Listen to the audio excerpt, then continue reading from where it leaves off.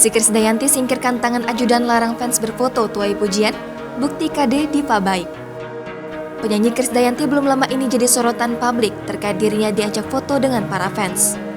Pasalnya terlihat dalam unggahan akun @insta_julid pada Selasa 2 Agustus 2022. Krisdayanti saat tengah berjalan di sebuah tempat sontak dikerumuni para fans. Sembari jalan, Krisdayanti yang tampil anggun mengenakan baju terusan berwarna merah, berusaha melayani keinginan para fans yang ingin berfoto. Sementara di belakang ibunda Aurel ini tampak sejumlah ajudan yang mengenakan baju hitam, berusaha mengamankan Krisdayanti dari kerumunan para fans. Namun Krisdayanti bukannya marah saat dikerumuni. Krisdayanti justru menyingkirkan tangan salah satu ajudan yang berusaha menghalanginya untuk berfoto dengan para fans.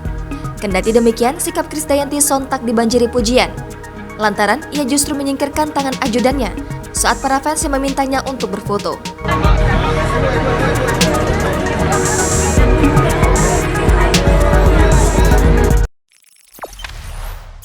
Jangan lupa subscribe, share, komen, dan like ya!